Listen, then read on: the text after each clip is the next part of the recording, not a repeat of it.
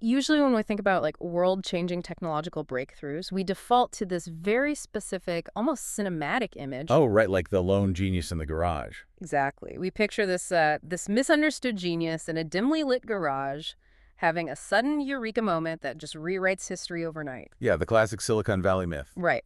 But if you look closely at the technology that is currently reshaping our entire reality right now, that image is completely wrong. So, welcome to today's deep dive. Glad to be here. We are taking you on a journey through a really fascinating May 2026 investigative essay from Tech Reader magazine. It's by Aaron Rose, and it's simply titled The Paper. Our mission today, to figure out how a single, highly technical document with a rather, well, cheesy Beatles-themed title secretly launched the entire modern AI era. It really does defy every single myth we hold about how innovation happens. I mean, we aren't talking about a highly choreographed product launch or a billionaire CEO pacing on a stage in a black turtleneck. Yeah, not at all. We are talking about 8 researchers at a Google campus in Mountain View, California in June of 2017. And they were literally just sitting around having a lunch conversation. Over lunch. Right. They were trying to solve a surprisingly narrow glitch in machine translation. Changing the world wasn't the agenda at all. And when they finally published their findings, the broader world didn't even notice. Because everyone was looking somewhere else, right? Exactly. At the time, the whole tech industry was completely distracted by the noise and, frankly, the speculation surrounding blockchain. Okay, let's unpack this because I want you listening right now to imagine holding the literal blueprint for the future of human technology in your hands, but looking at it and assuming it's just a clever inside joke. Yeah, the title. Right, the researchers titled this paper, Attention is All You Need. It's a direct, playful nod to the Beatles song, All You Need Is Love. And they just casually tucked it into the header of a machine learning document that they assumed almost nobody outside their specific academic subfield would ever bother to read. I mean, the irony is staggering. It really is. Yeah. Especially when you weigh the stakes today. That obscure paper was just quietly uploaded to a preprint server called ArcAir. And to put its footprint into perspective, that single document has since been cited over 173,000 times. Wait, 173,000? Yes. It is currently the 7th most cited scientific paper across all fields of study in the 21st century. That is insane. It's the literal foundation, like the underlying architecture for the large language models that you interact with every single day. GPT, Claude, Gemini, Llama, Grok.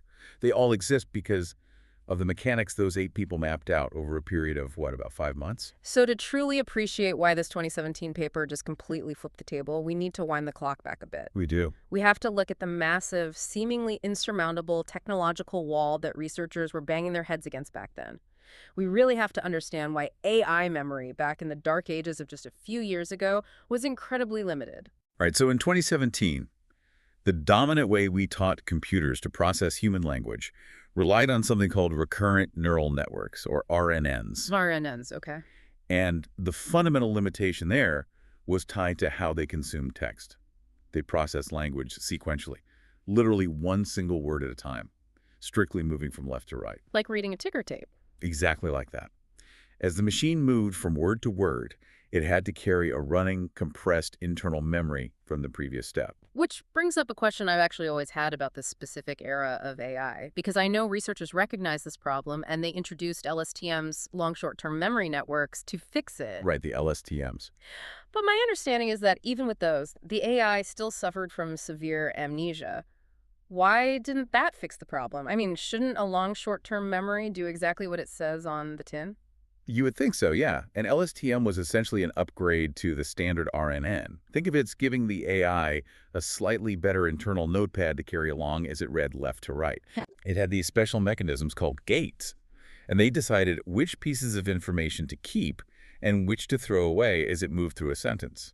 So it was taking notes. Right, but it was still fundamentally a sequential left-to-right process. So even with a better notepad, if you feed it a massive paragraph, that internal state eventually just gets overwritten or diluted. Oh, I see. The further the system got from the beginning of a document, the more the earlier context just degraded into static. Yeah. By the time it reached the end of a really complex thought, it only dimly remembered the premise. It's like a trying to read an epic novel through a tiny peephole, one word at a time. That is a great analogy. Right, because by the time you finally get to chapter 3, you've completely forgotten the main character's name. You can't piece the plot together because you literally can't see the whole page. Exactly. If an AI is forced to read like a struggling human who can only see one word per minute, how could we ever expect these systems to digest entire textbooks or, write functional code?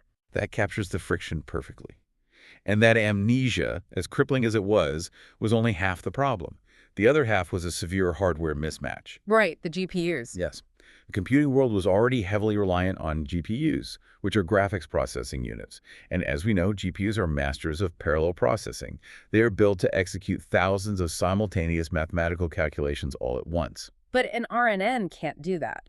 No, because an RNN or an LSTM fundamentally reads left to right. It has to wait for word number 3 to be processed before it can even start on word number 4. So the AI architecture itself is actively rejecting the hardware. Pretty much. If GPUs are like a massive commercial kitchen with 10,000 sous chefs ready to work simultaneously, the RNN architecture is essentially a recipe book that demands every single step be done by one chef in order. Yeah. So the other 9,999 chefs are just standing around doing absolutely nothing while one guy chops an onion? That is exactly what was happening. And that means you simply cannot throw more compute power at the problem.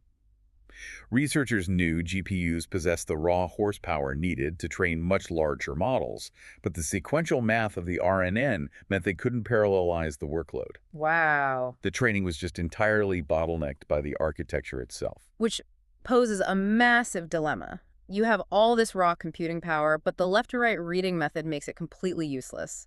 So how do you possibly get out of that trap? Do you try to build a better LSTM, or do you just completely abandon the way humans read? Well, they chose the latter, and that leads directly to the core breakthrough of the 2017 paper. The Google team introduced a brand new architecture called the transformer. The famous transformer. Yes, and they powered it with a mathematical mechanism called self-attention. Okay, I want to make sure I'm fully grasping this because this is where the magic happens. How does self-attention actually break that sequential rule? So instead of looking at a sentence one word at a time, moving left to right, self-attention ingests the entire sequence simultaneously. All at once. All at once. It calculates a mathematical weight like a relationship score between every single word and every other word in that input. The Tech Reader article highlights a classic example using the word bank. Oh, right, like a riverbank versus a money bank. Exactly. If a sequential model sees the word bank, its understanding is entirely dependent on the few words immediately preceding it. But a transformer looks at the whole paragraph simultaneously. It might see the word river hovering 3 sentences away. And it makes the connection? Yes, it instantly assigns a heavy mathematical weight between bank and river, understanding the geographical context.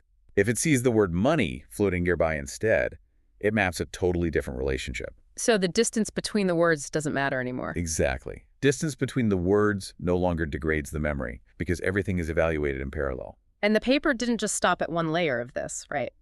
The outline mentions Noam Shazir, one of the authors, brought in something called multi-head attention. Yes, and that was a crucial contribution. Multi-head attention means the model isn't just running this relationship calculation once, it's running multiple heads or independent attention mechanisms simultaneously across the exact same text. So they're looking at different things. Right. One head might be analyzing the grammatical structure, finding the verbs and nouns. Yeah. Another head might be purely focused on the emotional tone of the words. Another might be tracking temporal relationships, like past versus present. That's incredible. It is analyzing the text from multiple distinct angles at the exact same time. And what's fascinating here is that the base concept of attention in machine learning wasn't entirely new. Oh, really? Yeah, Yoshua Bengio's research group actually proposed an attention mechanism back in 2014. But at that time, it was used as a patch. It was basically an add-on bolted onto those clunky left-to-right RNNs to help them remember distant words just a little bit better. The radical breakthrough in 2017 wasn't inventing attention. The breakthrough was proving that attention was all you needed. The team realized you could strip away the sequential RNN completely. Here's where it gets really interesting.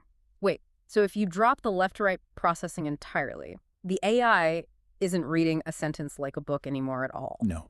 It's analyzing language the way we might look at a complex painting. Like it's seeing all the colors, the shapes, the lighting, and the spatial relationships on the canvas simultaneously in a single glance, and processing how every single brushstroke interacts with the others. That is exactly the shift. And because it's looking at the whole painting at once, there is no waiting. Yeah. It doesn't need word number 4 to finish before calculating word number 5. Yeah. The dependency chain is just completely broken. So all 10,000 of your sous chefs are finally cooking at the same time. Yes. The transformer architecture mapped perfectly onto the parallel processing capabilities of modern GPUs. The hardware bottleneck was shattered. Training speeds absolutely skyrocketed, meaning researchers could suddenly feed these models unimaginably massive data sets.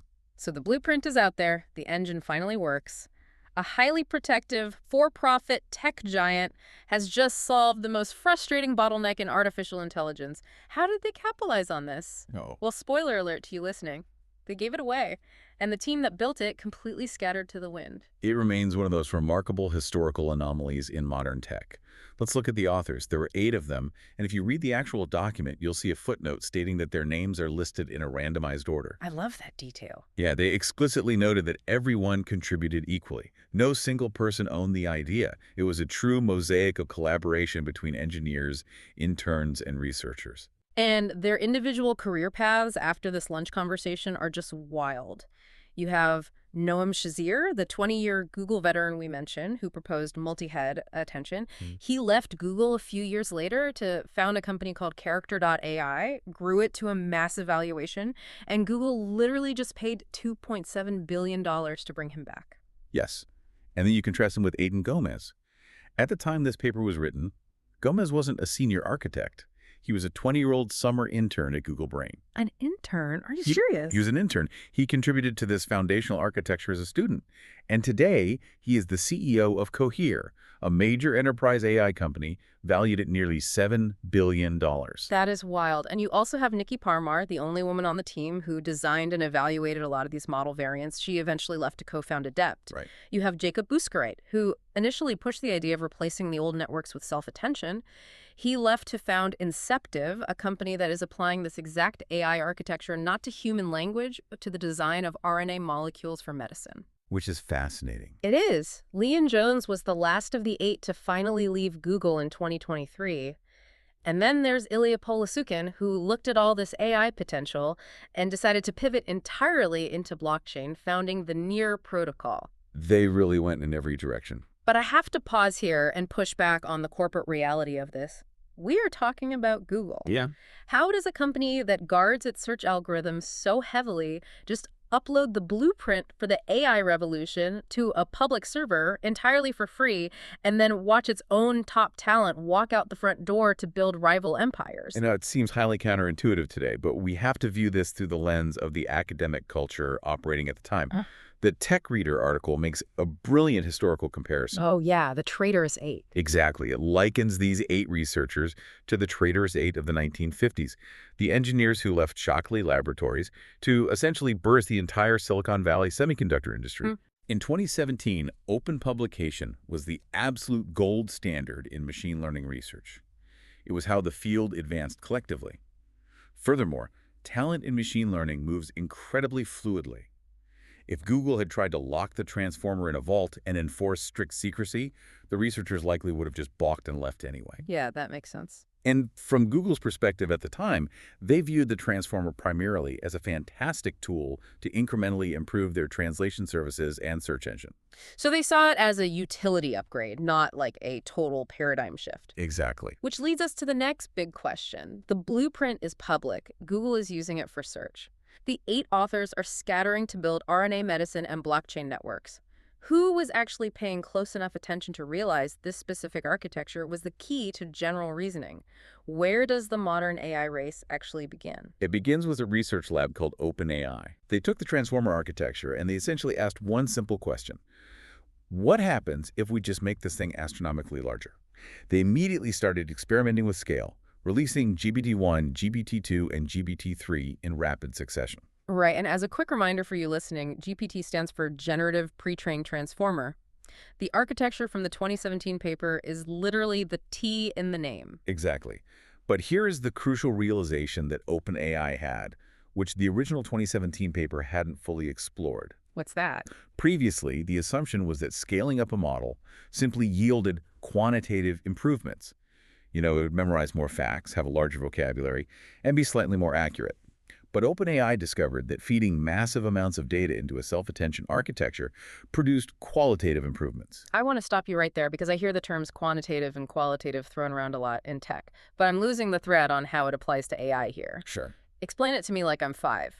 Why does making the model bigger suddenly make it behave differently? Think of it this way. A quantitative improvement means a larger dictionary.